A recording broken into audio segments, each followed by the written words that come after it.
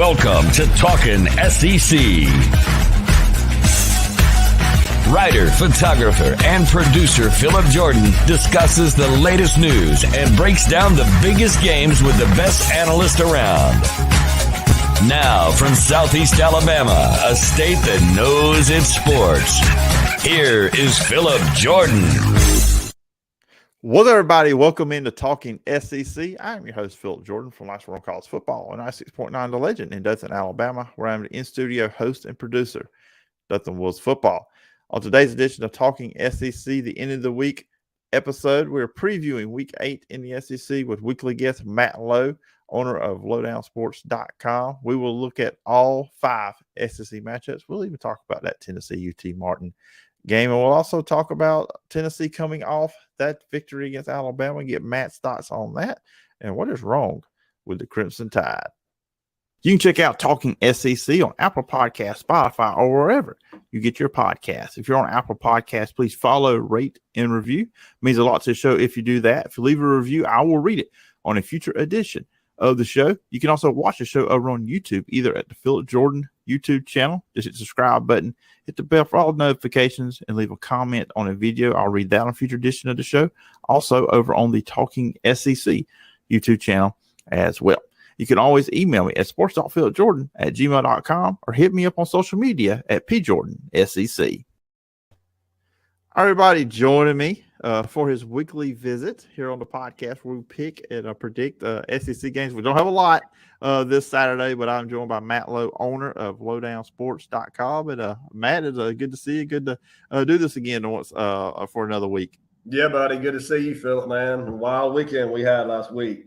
I know. I feel like obviously when you look at the slate of games coming up this Saturday, it's much more a tamer look. But who knows with college football? You never know the craziness that could ensue. But an interesting slate of games. But you're right. Last weekend was just wild. You know, of course, this was me and you first time talking since the Alabama-Tennessee game happened. What was your reaction to how that game went down? It kind of went down the way I thought it would. And I mean, we talked about it too. I mean, yeah. I came away from that game appreciating Bryce Young a little bit more. I mean, because he doesn't have a good offensive line. I mean, they're pretty good, but they're not that good. And the plays that guy made on his own, some of the throws that he made, I mean, he's an incredible player. And for his size, he's tough as nails too. And you got to think too, Tennessee's doing this without Cedric Wilson. I mean, Cedric Tillman, excuse me. Saying, I think he's the best wideout in the country. So when they get him back, they're going to be really, really dangerous on offense. Yeah, because when you look at it, probably going into the season, Jalen Hyatt was probably at best looking at maybe their third best guy. I mean, because Brew McCoy is no slouch either. No. And he really had stepped up in Tillman's absence for a couple of weeks there. And he made some big catches as well. So that's what makes Tennessee even scarier is they've got a guy that's coming back, as you said. Your opinion, the best receiver in the country, obviously going to be a first-round NFL draft pick at wide receiver. So that, in a way, that makes Tennessee even scarier going forward. Yeah, I mean, and their defense isn't that great. I mean, they make that kind of a bend or don't break style, but there's not many guys like Bryce Young who can throw the ball that they're going to see on their schedule. I will say this: the Vols fans, you still you haven't won anything yet. I mean, Kentucky and Georgia are still on the horizon. So, and I think they go to South Carolina, so that might not be an easy game either. So they still got some football left to be played. Yeah, and kind of just jumping into the preview of this weekend. That's the first game. They're playing UT Martin, and I just told you off air. It's probably a good thing they're playing UT Martin after that one, just kind of because college football. These are 18 to 22-year-olds mostly, except Hendon Hooker, who's a veteran of the college game, obviously. But anyways, the emotions, you can still kind of be a little excited about what you just did. So they're lucky that they do get a game against UT Martin. No offense to any of the UT Martin fans out there. But going into this one, you got to think, okay, we're going to get Hendon Hooker and the Stars in and out pretty quickly. That's the goal. Take care of business, get a huge lead in the first half, second, third strings play. So, and that's kind of what's for me when I go look at this game. I don't see how Tennessee looks. Do they look sluggish? Do they, have they turned the page on Alabama? Well, I mean, I don't know. I mean, that's a good question, but I think I don't think UT Martin is going to give them any problems. I mean, I think Tennessee could come out there and just run the ball, and that's another thing that people don't get a lot of or talking a lot about. It's their running game. They got a good running game. Jabari Small there at tailback, and of course Hooker is involved with that too. I mean, there was a couple of plays that he made against Alabama where he made little shifty runs and got first downs for them and kept drives alive. So their ground game is really powerful, and their offensive line is good. Tennessee's offensive line is good, and they wouldn't be able to be doing all this if it wasn't for that group up front. So, but I don't think they're going to have any problems. And I do think though that Tennessee they need to work on their secondary a little bit. That's the weakness of their team. But once again, I mean, when you can score the way they do, I mean, it's that can be masked a little bit. Yeah, and coming up, they do have Kentucky coming up with, hey, that's Will Levis. And if he gets time, and then with that running game of Chris Rodriguez, I'm not going to sit here and predict Kentucky to beat Tennessee right now. We'll talk about that game next week. But that does leave an interesting matchup because you do have a projected first-round NFL quarterback in Will Levis you're going to play, and then you got Georgia next. So get through this game injury-free, unscathed, but then you do have those two big matchups back-to-back weeks with Kentucky and Georgia. Yeah, I mean that'll. I mean Tennessee can go from hero to zero pretty quick if they lose both of those games. So I think like you said, get out of there healthy and move on and get ready for those two showdowns. Yeah, absolutely. So let's talk about the 2:30 game. That's the only 11 o'clock game. I'm going to be honest with you, Matt. I'm probably going to be paying more attention to Clemson and Syracuse at the 11 o'clock window on Saturday. I'll have this one on. I mean, this is the Talking SEC podcast. I talk all things SEC, but I'll probably be tuning in to other games during that 11 o'clock window there on the early window on Saturday. Now, at 2:30, I will be tuning in. All SEC fans will. Ole Miss at LSU, and this game is kind of sneaky good. I mean, Ole Miss comes in undefeated at 7-0. They're ranked 7 in the country. Outside of Kentucky, the schedule is not really daunting what Ole Miss has went through. This probably, on paper, the most talented team they played this year. And look, I think Kentucky kind of, in ways, gave that game away a few weeks ago. But and I got to say this about Ole Miss. I'm starting to have some questions about their defense because the first half against Vanderbilt 2 weeks ago, Vanderbilt did about all they wanted to do. Now, the second half, Ole Miss offense turned it to another notch. They pulled away. Last week, Auburn had 301 yards rushing against them. Auburn put up some points and put some yardage on that Ole Miss defense. So, and then what LSU did against Florida, they put up 45 points. Jaden Daniels was really good. And I know Florida's not a great defense in their own right. I know they're not. But it seemed like LSU offensively is finding some things. Hey, Kayshon Boutte, I did not know he still played for LSU, Matt. I did not know, but he showed up. He showed up against the Gators. So I'm kind of interested that LSU offense maybe can cause some problems for that Ole Miss defense because, like I said, they haven't looked good the last 2 weeks. I totally agree with you. And, I mean, Auburn ran all over them. I mean, in LSU, they were 5 of 5 in the red zone last week against Florida and put up over 500 yards of offense. So I think this is going to be a shootout for sure. And you got a guy like B.J. Ojulari there on the defensive side of the ball for LSU, who I think is one of the best playmakers in America. Jay Ward there at safety made a tremendous interception last weekend. So they got some dudes on that side of the ball that can impact the game. Where I'm like you, though. I don't know how good this Ole Miss team is. But look, if LSU wins this game, they're in first place in the SEC West. Mm-hmm. In Brian Kelly's first year. And we were talking about grades last year with the team and stuff with the coaches. But, I mean, if they upset Ole Miss, I mean, you got to say, hey, they're on the right track. And the way they are playing on offense, they look like they're improving. So that's a big deal. And I think LSU is going to win this game, to be honest with you. It feels like that's a good pick. And I do. And Ole Miss, traditionally, I think over the last, 10, 12 years, they've struggled in Baton Rouge, which I know a lot of teams have. But that's not an easy place to go. I mean, I know Tennessee beat them 40-13 a couple of weeks ago, but I think Tennessee's on a different level than Ole Miss. And then you said again, and I think I said it too there, we just don't know how good Ole Miss really is because other than Kentucky, they've really not played a tough schedule. But I will say this about LSU defensively, and I feel like they should be better defensively than they are with who they have. Anthony Richardson Ford had a big game on the ground, over 200 yards rushing, 81 of that off of the Anthony Richardson touchdown run. So we'll see what the Ole Miss run game. They had 448 yards rushing against Auburn last week. 3 different rushes. We know Jackson Dart. He has shown to be a runner. I don't remember seeing him do that at USC last year when he played. So that's kind of on the flip side when I look at this matchup with Ole Miss and LSU. The LSU defense against the Ole Miss offense, who is the best rushing team in the SEC. Yeah, and I mean, we talked about it last week. I mean, LSU, if the bugaboo for them on defense has been their run defense. Mm-hmm. And I mean, and Ole Miss can do that. I mean, and Ole Miss, Phillip, there are 4 SEC teams averaging over 40 points. And you look around in college football, there's 18 teams in college football averaging 40 points or more, and 14 of those are in the top 25.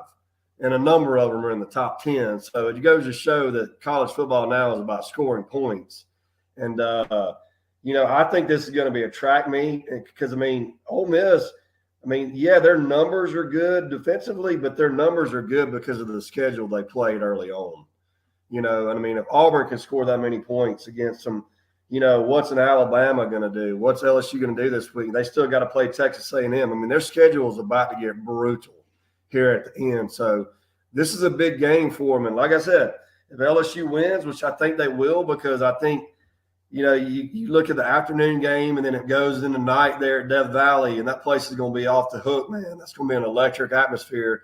So I think LSU pulls out a close one in the end. And I think it's going to be like something like 48-30, 48-45, something like that.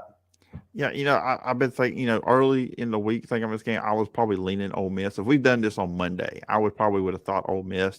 But more I've thought about it, I'm with you. I think LSU is going to do because I'm going to look back at that Tennessee game. I think if you just look at the score, they got beat 40-13. You get beat like that, you get beat like that.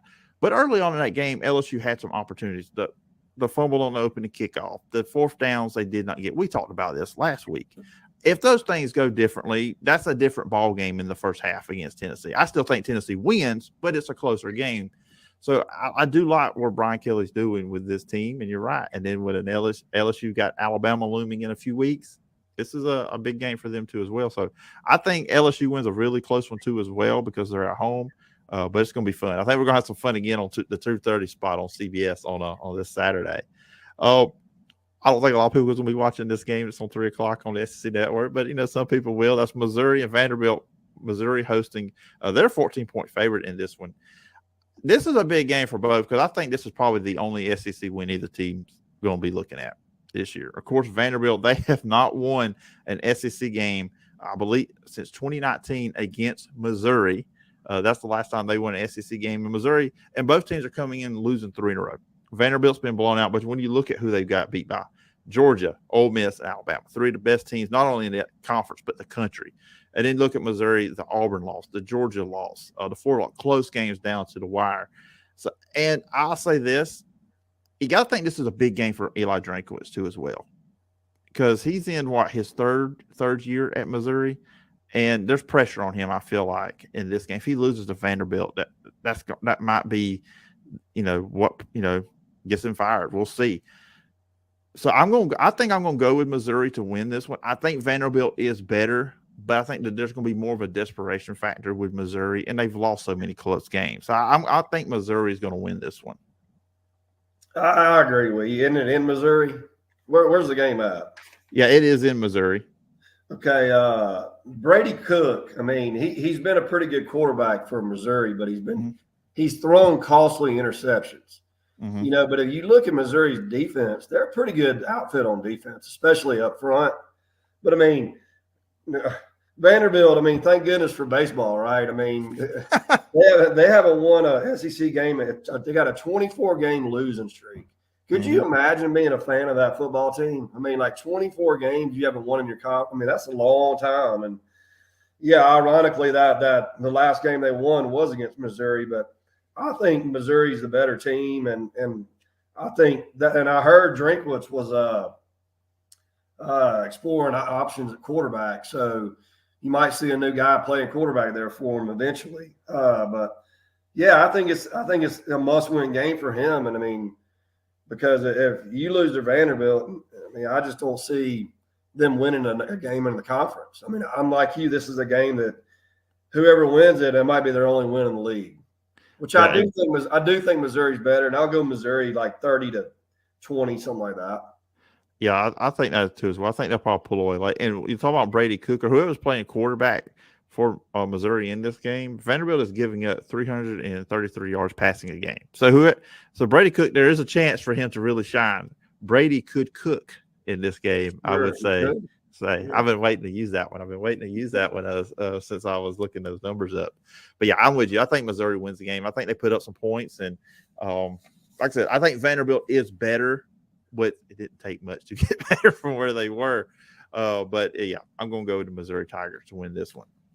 Next up, Mississippi State at Alabama. And first off, difficult week for Mississippi State. The passing of offensive lineman Sam Westmoreland.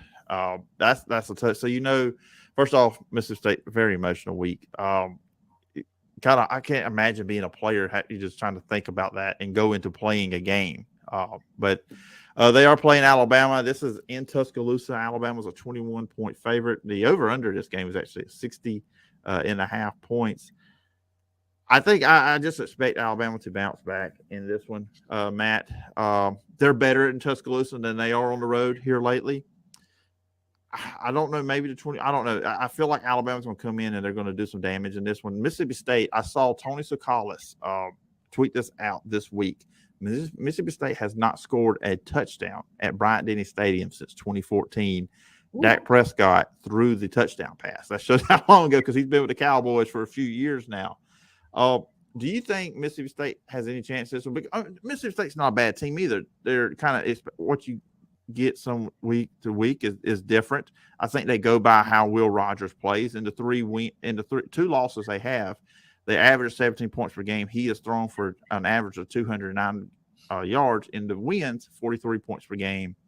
And then he's putting up close to 382 yards a game. So I just feel like Alabama's going to be ticked off. They're going to want to do something here. It's an emotional week for Mississippi State. Prayers with them and the family of the kid that lost his life this week. But what are your thoughts on this game?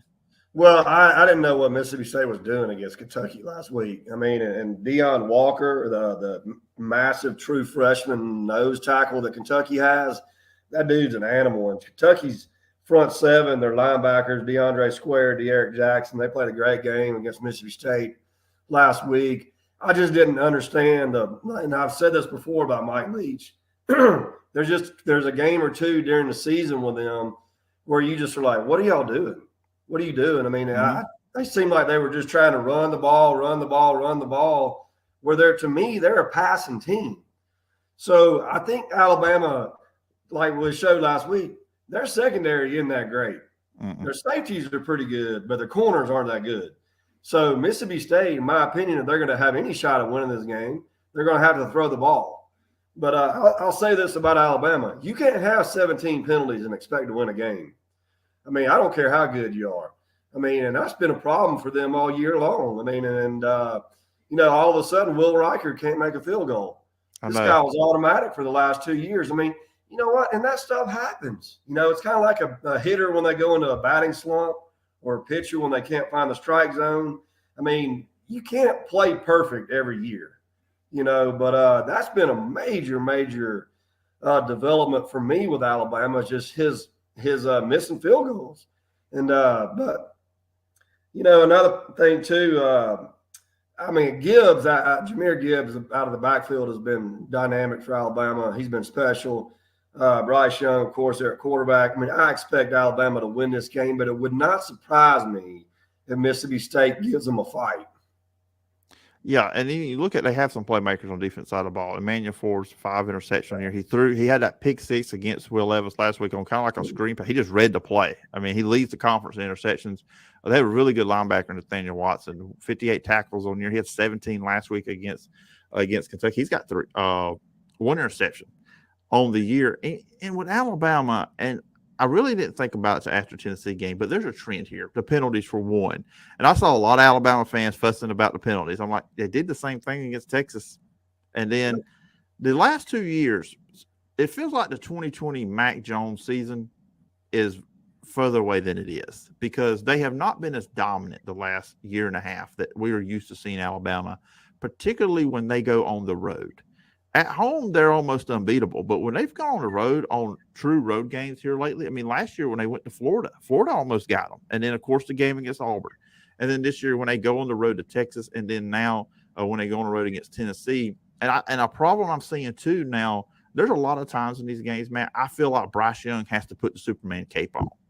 And if he is not out of this world like he was against Tennessee and like he had to be at the end of the Texas and the Auburn games, they don't have a chance to win. And that's just not Alabama used to. It used to not have to be that way. And I'm just kind of wondering, are there some other issues going on with Alabama right now that we're maybe not seeing? Well, I mean, I think when you're on the road, too, the crowd comes into play, mm-hmm. and that creates mistakes. You know, I mean, when you go into Florida, you go into Tennessee, I mean, that crowd was off the hook last weekend in Knoxville. So that definitely comes into play. So, but I mean, like I said, I mean, Alabama's offensive line isn't as good as it has been. Mm-mm. It's just not. I mean, and you know, you got to credit Bryce doing what he can. I mean, that just shows what kind of player he is by his mobility. But yeah, I mean, it's just for what. And look, they had to rebuild all their receiving core. I mean, they don't have the same dudes that they had running around last year making plays at receiver. Mm-mm. I mean, and you can't. It's just hard to replicate that every year. You know, and the transfer portal too is coming into play too. I think with the number of teams with quality depth. You know, you don't have as much depth as you might have when guys are leaving and guys that you've been developing are going some other place to start. You know, it's just bottom line. Yeah, so I'll point it out, which people are probably going to say, oh, no, you're trash Alabama. Look, they could very well win the rest of their games, get to the playoff, Sure. win the whole thing. We'll just see. I mean, and I've always looked to Alabama. We see them get beat once a year a lot.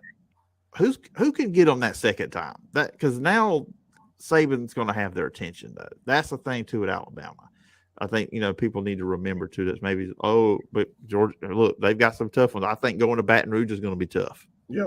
And then they got to go to Oxford. And then, of course, whoever they play in the SEC Championship, whether it be Tennessee again or if it's Georgia, that will be a tough game. And look, down the road, if they play Ohio State, and then with what Ohio State has at quarterback and receiver, we saw what happened when they played Tennessee. I mean, that's kind of the same situation. So while I do believe Alabama, we know they're super talented, they have a lot of games in front of them that could be potential problems. Sure. And like you said, but, the thing is, the thing that with me with Ole Miss against Alabama is Ole Miss is more of a running team. I think Alabama is pretty good at stopping the run. I mean, I think you got to have a quarterback that can throw the ball, and you got to have wideouts that can you get by their secondary. I think that's the kryptonite for Alabama's defense right now. Yeah, it is. And then finally, last game of the night, Texas A&M will be at South Carolina. A&M's 3-3 on the year, struggling. And then South Carolina, they're 4-2 on the year, coming off of both teams coming by. South Carolina had that win over Kentucky a few weeks ago, and then Texas A&M on that close loss against Alabama. A&M, they are a 3-point favorite on the road. Man, I just look at this game, who's going to turn the ball over the most? Because we've seen A&M in games when they played Mississippi State a few weeks ago, four turnovers really cost them in that one. They did, and maybe Alabama helped them a little bit, but they forced some turnovers against Alabama. But when I look at South Carolina, and I was reading this, and if I read correctly, they have turned the ball over twice in every game this season so far. And Spencer Rattler has 5 touchdown passes to 8 interceptions. I just look at this game. Who's going to play quarterback for A&M? You figure it'd be Haynes King, but there's been talk about Connor Wigman, the freshman, maybe getting some playing time too as well. I just feel like A&M with their defense, if they don't turn the ball over at all, they should beat South Carolina, because I feel like Spencer Rattler is going to throw some passes that he shouldn't, and it's going to be a low-scoring defensive game. I think A&M pulls away at the end of this one just because I just believe Spencer Rattler is going to do something to lose the game for South Carolina. Yeah, and I think Devin A-Chain, I like him at running back there for A&M. I think he's going to do some damage against that South Carolina defense. Got to watch for A&M, defensive end Fadil Diggs, 3 tackles, 2 sacks, 2 forced fumbles against Alabama. He's an animal. And we've talked about it before, this young A&M defense. They got some studs on that defensive line. And South Carolina has had some problems with good defensive lines. So I'm with you there. I like A&M to go in there and get a win. I do think at South Carolina, they got a little tailback, Juju McDowell, that I think they need to get the ball more to. And Jaheim Bell's a big, rangy kid that's a tight end for him, who's also played running back and receiver. They need to get him the ball more. Marshawn Lloyd is a running back he's kind of their bell cow guy, but I do think they need to get those other two guys involved. And I'm with you there with Rattlers. I mean, South Carolina's got to play a clean game to win this ball game. And will they do that? I don't know, but I think A&M's a more talented team, and I like the way their defense is playing. So I'll give the edge to A&M. I say 24-20, something like that. Yeah, like I said, I'm kind of in there, maybe 2017, 24-21, something like that. I'm with you as well. Matt, we didn't last week, but this week I think we picked up the same team. So we'll see how this Saturday shapes up. And before we get out of here, and I appreciate you doing this every week for the rest of the season, coming on here and picking and previewing these games. Where can people check out the website? What you got going on over there this week? Yeah, lowdownsports.com. Moved up a couple of teams this week, so I don't quite have Tennessee at number 1 yet. I'm going to have to see what they do the next 2 weeks, but it's all there in front of them, so that's up on my rankings. And, of course, I'll have my lowdown predicting the big games of college football tomorrow. So check it out. I'm also going to start doing some college basketball SEC stuff for Field Level Media covering Auburn. So and also doing some stuff on the Memphis Grizzlies. So that'll be up on fieldlevelmedia.com. So check those 2 places out. All right, sounds good, Matt. Everybody go check out lowdownsports.com. And Matt, appreciate you doing this once again, coming on here for another week, and we'll do this again next week. We got some bigger games coming up that we'll get to talk about. So this week's kind of a little bit calmer. Next week, some more big games will be happening. But we'll have Florida, Georgia to talk about next week, so that's always fun. But anyways, Matt, I appreciate you coming on the show, and I'll talk with you next week. Yeah, Phil, appreciate it, bud. Take care. All right. Once again, thanks to Matt Lowe for doing that. And of course, Matt, we're doing this every week here on the show. And a lot of you are saying, well, this dropped on a Thursday evening. So we're kind of not going to do the Friday podcast thing. So the show is going to be Monday through Thursday. Now, just every Monday, I promise this Monday there will be one. I know there wasn't this past Monday. Just me, give my thoughts. Every Tuesday, Coach Max Howell, we joined me to we'll break some X's and O's down, what he saw with the big SEC matchups. Wednesdays will be just different guests, special guest of the week. And then on Thursdays, me and Matt will break down and preview the upcoming game. So some good stuff there. Go check out the Phillip Jordan podcast, which you're probably checking it out too late if you are now. I had a big preview for the battle for the belt between Troy and South Alabama with the voices of both teams, Barry McKnight and J.D. Byers. But, hey, go check it out anyway. It was a good show. And, of course, you got the Dothan Wolves stuff on 96.9. The Legend, they have a big game on Friday night against Opelika. Really, a playoff atmosphere is to be expected on Friday night. With that, you got the Dedicated Coaches Show dropping on Thursdays as well. A lot of content. A lot of content coming from your truly. You check them out over on the YouTube channel. Phillip Jordan Sports. Just hit the subscribe button, hit the bell for all notifications. Please leave a comment on one of the videos. I really would appreciate it. You can listen to the podcast over on Apple Podcasts, Spotify, wherever you get your podcast. If you're on Apple Podcasts, please follow, rate, and review. It means a lot. If you do that, leave a review. I will read it on a future edition of the show. You can always follow me on social media at pjordansec, and you can always email me at sportstalkphillipjordan@gmail.com. I hope everybody has a great weekend. It's going to be a fun weekend of college football once again. I will talk to you guys on Monday morning with my thoughts on what happened in the SEC over the weekend. Until next time, bye-bye.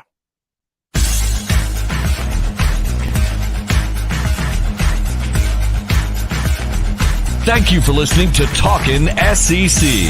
Follow Phillip on social media at PJordanSEC and the show at Talkin' SEC Pod. Subscribe to the podcast on Apple Podcast or wherever you get your podcasts. We'll see you next time when we're talking SEC.